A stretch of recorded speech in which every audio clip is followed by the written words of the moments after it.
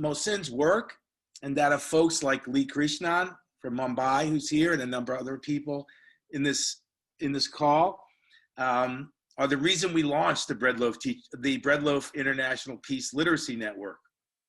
This network is organized by Rich, who's our ABL Associate Director. And let me quote Rich about the mission statement. In the Breadloaf International Peace Literacy Network, we explore what it means to intentionally cross geographic and linguistic and cultural borders and reflect on the process as a means to build a better world. That's what we're going to do today. We want to give a special thanks today to our teachers and mentors from the Breadloaf School of English, whom you'll hear from, Professor Emily Bartels, Professor Beverly Moss, and Professor Andrea Lunsford. Finally, I hope you have a great day today and build a better world. Thank you. Thank you, Lou. And thank you for all you've done to bring all of us together. I don't think we would be together without your years of labor and love. It's now my pleasure to introduce the Dean of the Breadloaf School of English, the Graduate School at Middlebury College, Professor Emily Bartels, who has been a leader and an inspiration to so many of us. Emily, thanks so much for being here. Welcome. Thank you, Rich and Mohsin, for inviting me to say a few things. It's fabulous to be here. Thanks to Lou for years and years of work. This is really exciting, and it's exciting to celebrate the 10 years of the School of Writing. When I teach literature to graduates and undergraduates, what has happened because of Breadloaf is actually half the time I now teach writing, and it's not just because I love nouns and verbs, which I do. It's not just because I think writing is the way you bring thinking into being. It's not just because good writing opens doors professionally, as well as educationally.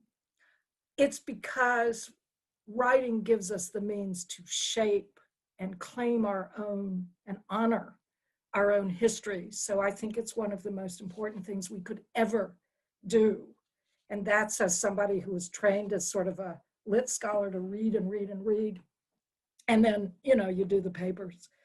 Zora Neale Hurston, who was a leading Harlem Renaissance writer, as you likely know, spent a big part of her career doing ethnographic research into cultural traditions of Black folk in the rural American South and in the Caribbean. And according to a fabulous Hurston scholar, friend of mine, for Hurston, and I'm quoting the scholar Cheryl Wall, for Hurston, the measure of a people's self-respect was the love they had for what Hurston called their own things, their stories, their songs, their proverbs, their dances, their languages. The measure of a people's self-respect was the love they had for their own things. I just find that deeply moving and sort of extraordinarily apt.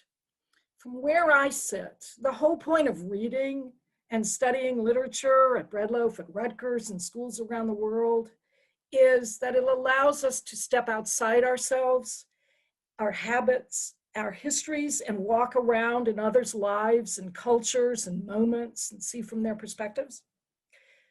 For me, the whole point of writing is then reciprocally to place value on what we know, what we see, and what we have to say. For each of us, individually and collectively, writing is our own thing. That thing that shows the world why and how our voices and visions matter. So today, as we take up this work and engage with each other, let me encourage us all to sort of love and honor the writing that we do and the writing that we will teach now, today, and ever after. Because I think this particularly challenging cultural moment, we are all writing for our collective lives. So let's have a great day. It's fabulous to be with you. We'll now move to our keynote address. And so it's my honor and pleasure to introduce our speaker. Beverly Moss is Associate Professor of English at The Ohio State University in the United States, where she specializes in composition and literacy studies. Her scholarly and pedagogical interests include examining literacy in African-American community spaces, composition theory and pedagogy, and writing center theory and practice. She is the author, among other texts, of A Community Text Arises, A Literate Text and a Literacy Tradition in African-American Churches, and co-author of Everyone is an Author, editor of A Literary Tradition Across Communities, and co-editor of writing groups inside and outside the classroom, and the best of independent journals in rhetoric and composition in 2012. Professor Moss also serves as director of the Breadloaf Teacher Network, a professional development network of current and former Breadloaf teachers around the United States and around the world who teach primarily in public and government schools. It is an honor to welcome Professor Moss to our space. Thank you for being here, Beverly. Thank you, Rich. Hello, everybody. So good morning, good afternoon, good evening. It's great to see you. So I'm going to try this sharing my screen as I talk, but I want to say first, congratulations to the School of Writing on your 10th anniversary, to Mosin and your staff, your community. I think this is just wonderful. And I want to thank Andover Breadloaf, Lou and Rich, and the School of Writing for giving me this opportunity to talk to you this morning about reimagining the teaching of writing. So I've been thinking about this topic for the past few weeks, and then I realized that what I really needed to do was engage in conversation with others about the teaching of writing, and others, and particularly people in different settings. So Andrea Lunsford, who you will hear from later, reminds us in her new rhetoric textbook, Let's Talk, how important it is as writers, and I would add as teachers of writing, to engage with others, to seek out others, to listen, to ask questions. And so I did. Right? I see this talk as an opportunity to engage in conversation with you and with the Breadloaf Teacher Network, with people around the country who I like talking to about the teaching of writing, just to find out where we are when I say, what does it mean to reimagine the teaching of writing? So I reached out to people whose thoughtfulness and wisdom I trust, a group of Breadloaf Teacher Network current and former fellows, primarily high school teachers, a group of writing teachers at Ohio State, and a group of instructors and at other colleges and schools in the United States. So I asked them, to respond to a couple of questions. Okay. What does it mean to reimagine the teaching of writing? In what ways have you reimagined how you teach writing in the past 1 to 2 years? And what has most contributed to this reimagining? So before I share the responses, though, that I received and the implications of those responses, I want to ask you the same questions. Particularly, I want to focus on the second and third questions. In what ways have you reimagined how you teach writing? And what has most contributed to this reimagining? And so I'd like to ask you, if you're comfortable doing so, to please take a couple of minutes and post your response to questions 2 and 3 into the chat. Please continue to post throughout the talk. It's part of this conversation. So we're going to come back to your post in a few minutes. But what I want to do today is to share some of the responses I received from these teachers. So I informally coded the responses and analyzed them for major themes. And I want to acknowledge sort of the limitations of this research. All of my respondents, except one, live in the United States and teach in American high schools and colleges. And I tried to seek out responses from a racially and ethnically diverse pool, although it's not as diverse as I would have liked. But the teachers range from new teachers who are teaching writing to 30-year veterans, teachers who identify as African American, some identify as white American, some teach in urban settings or in suburban settings, and some in rural settings. But in spite of the limitations, I do hope that we will find points that connect across geographical, linguistic, and cultural differences. So let's look at some of the major themes. So most of my respondents talked about reimagining the teaching of writing in terms of reimagining grading and assessing, reimagining what, where, and how much their students write, the role of ethics, the role of knowledge and expertise, the relationship between race and writing, relationship between reading and writing, between the technologies and the teaching of writing, and how to build communities with their students through writing. So, I mean, these topics are not, they're listed here separately, but clearly they overlap.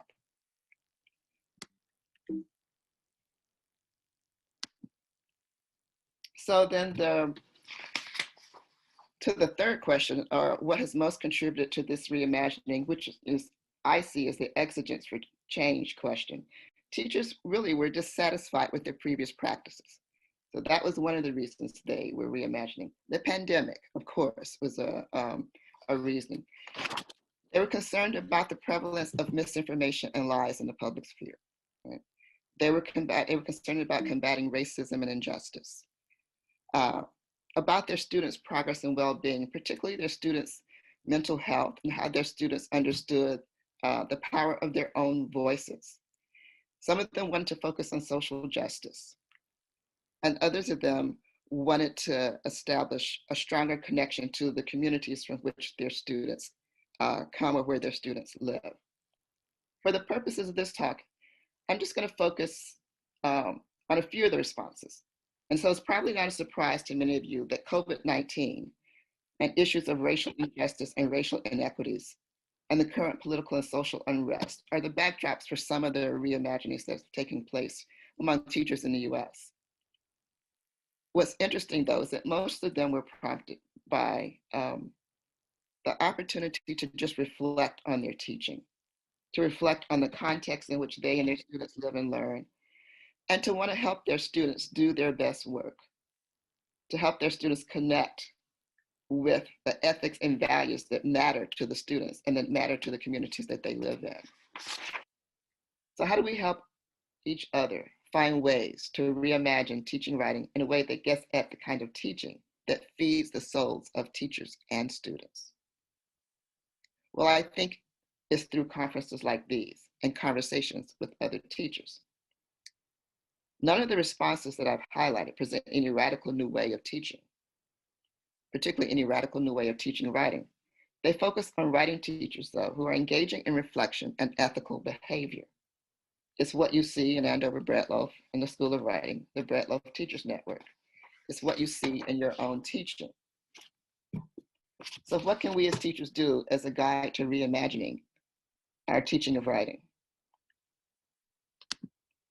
John Duffy, in his essay, Ethical Rhetoric in Unethical Times, 5 Strategies for the Writing Classroom, reminds us that, quote, we now inhabit a rhetorical moment in which those norms of argument that privilege habits and dispositions of truthfulness, accountability, open-mindedness, intellectual generosity, and intellectual courage have been destabilized by powerful political and media discourses that have treated truth as transactional, dismissed evidence-based reasoning, and normalized arguments grounded in racism, misogyny, and religious hatred, end quote.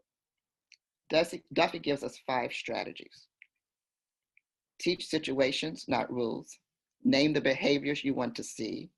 Model the practices you wish to see.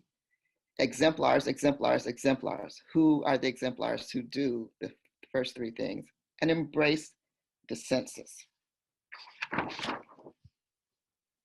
So I want to end by thanking you for joining me in the conversation and asking you to go back to the chat, for all of us to go back to the chat and sort of do a quick review of some of the posts and to think about how do the responses in the chat align with, extend, or contradict the responses I've shared with you already. How do they help us think about who we are as teachers? And how do they help us help our students imagine and reimagine who they are and who they want to be in the world? And now I'm so honored, we are also honored to welcome Professor Andrea Lunsford to our space. Professor Lunsford, longtime professor at the Breedlove School of English and at Stanford University in the United States, among many other institutions, a celebrated author of rhetoric, and a wonderful teacher and friend of our network. And we've invited Professor Lunsford to be with us to help put into perspective what it is that we've been doing today. Andrea, thank you so much for being here, for being a friend to all of us. Please. Thank you, Rich, so much. And what a wonderful morning it's been. What a way to get up and get going here in my little part of the world. To hear Emily's inspiring words about the power of writing to shape our lives. To listen to Beverly's report of what she found in her research with teachers responding to this last year and to what it's meant to them to have to reimagine their writing, their teaching. I was really struck by the teacher who, I was really struck by Beverly's mentioning the courage and boldness that it takes to teach writing today in a way that aims for social justice for all. And I loved also thinking about honoring local expertise, honoring the knowledge of all of our communities in the situations we live in.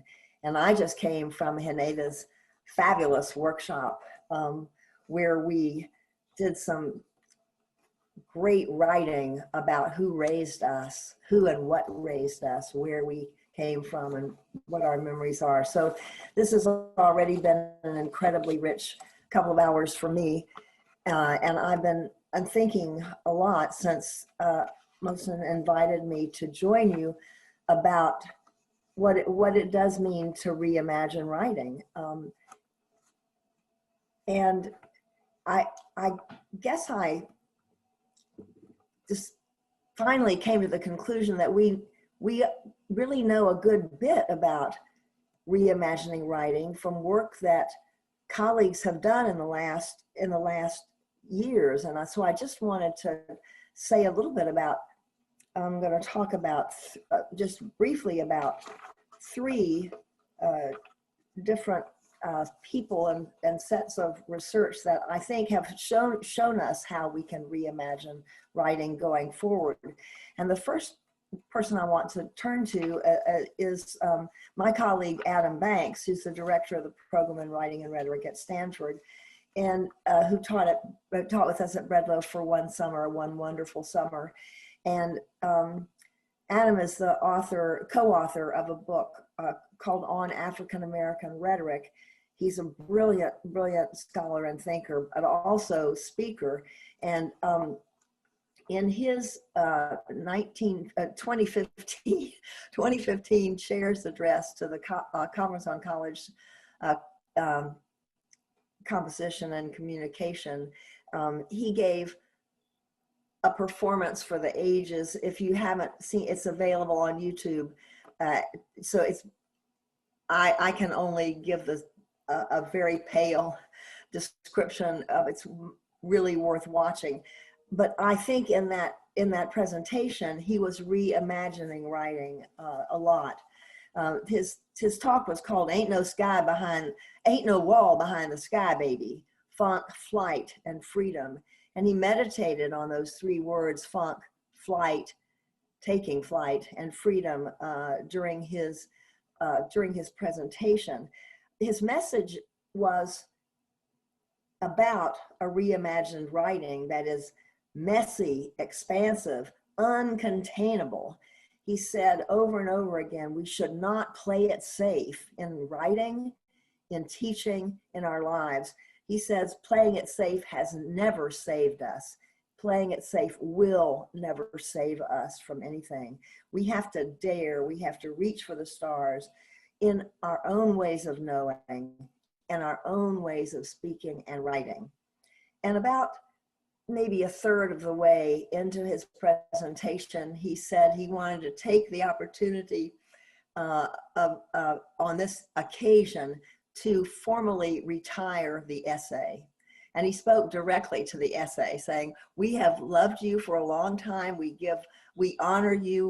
We'll continue to let you keep your office, and we'll even give a prize in your name. But as of today, you are retired.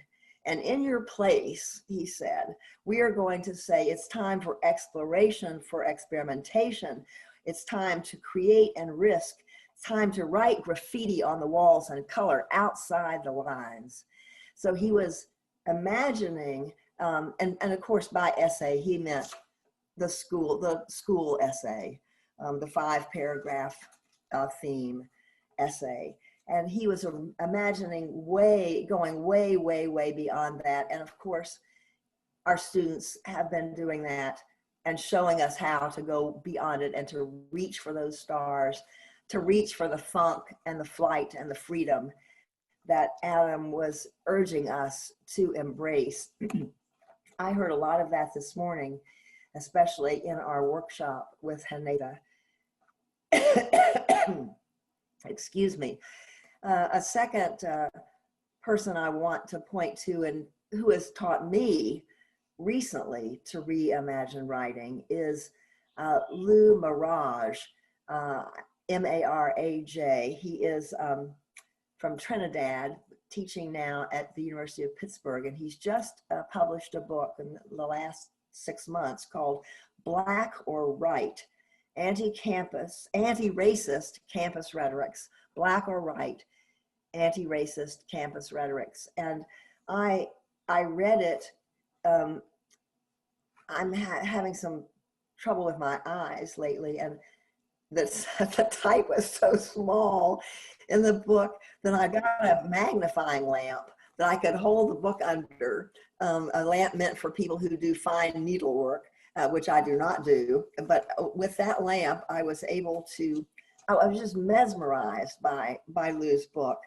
And in it, he urges us to take up different ways of knowing and being in our teaching and in our research.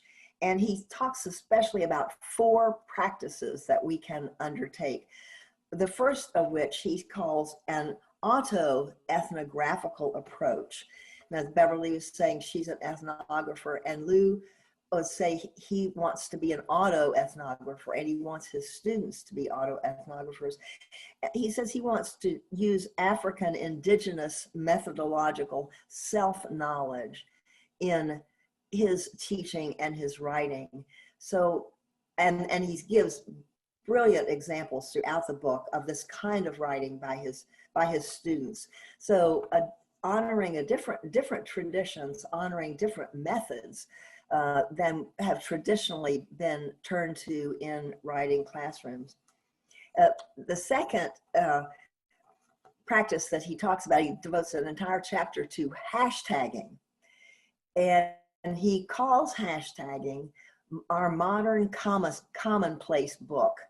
And boy, did that concept just really grabbed me. And so he has his students use hashtagging as a creative analytic composition process with the potential to build, curate, archive, protest, and continue histories that interact with and themselves constitute social acts.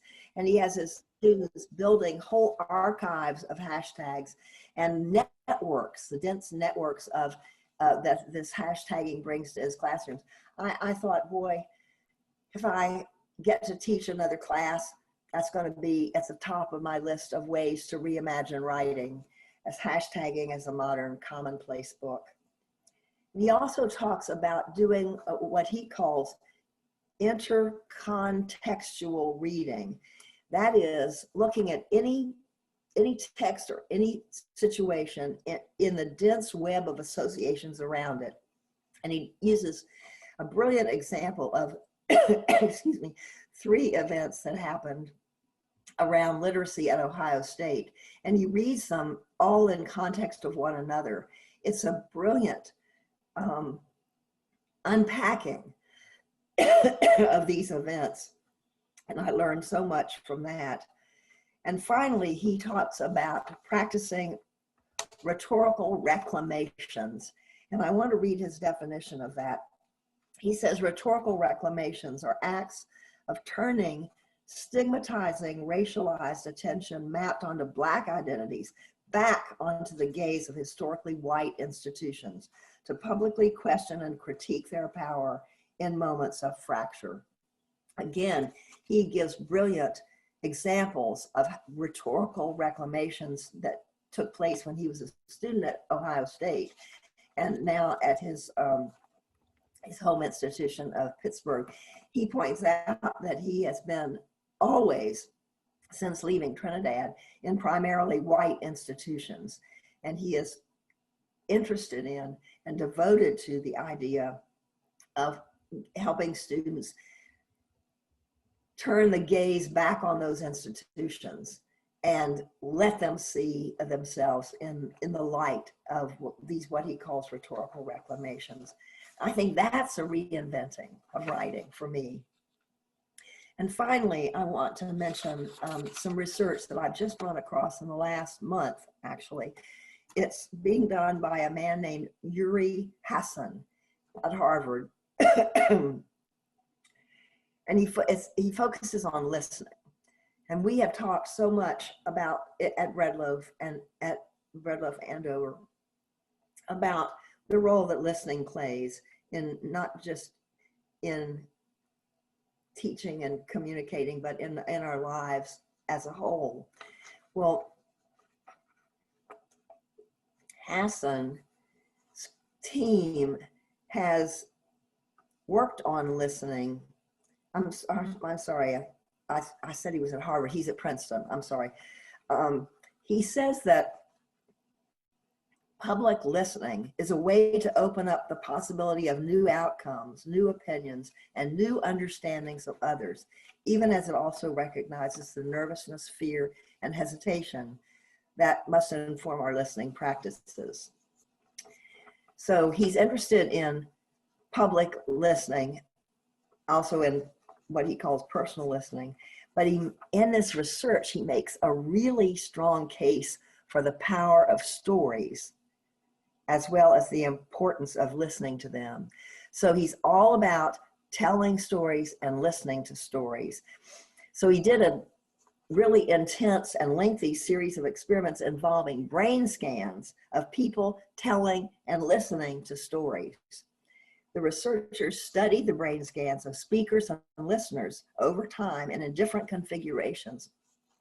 And they discovered that as the speaker tells a story, the sound waves of the story begin to couple the listener's brain responses to that of the speakers.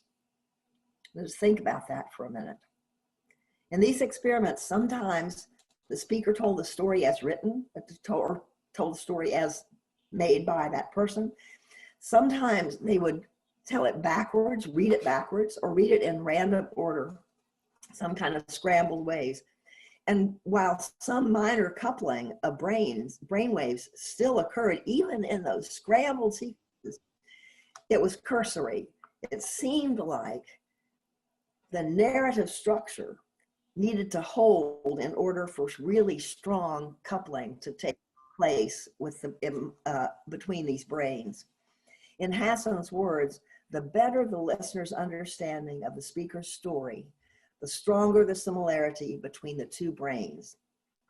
As a commentator remarked after studying this neuroscientific research, a great storyteller literally causes the neurons of an audience to closely sync with the storyteller's brain. Hassan's research seems really important to me at this moment as we try to reimagine writing. When so many people are locked into their own echo chambers, hearing the same stories over and over and over again, to the exclusion of any others at all those brains coupling and syncing around one narrative, what Adichie calls the danger of a single narrative, reinforcing it at every turn, making it harder and harder to comprehend any counter story, counter narrative, or alternative.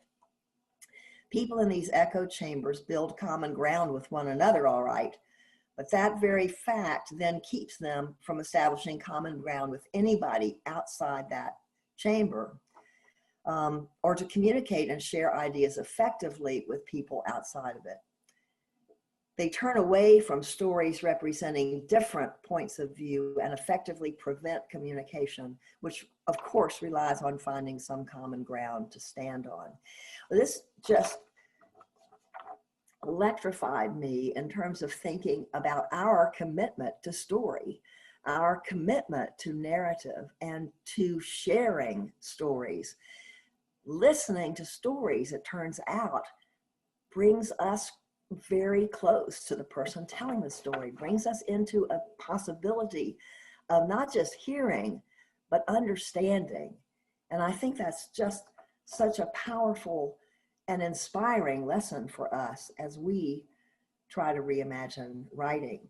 So these are just a few of the ideas that have occurred to me as I've been listening today and as I've been doing my own research over the last weeks since Mosen invited me to join you. To sum up, I'd say we can and must reimagine writing as including oral and visual and performative components, as drawing on rhetorical methods and tropes coming to us from diverse cultural traditions around the world, and as grounded in storytelling and in the practice of deep rhetorical listening. Thank you so much for listening to me this morning, for letting me join you in this wonderful, wonderful conference.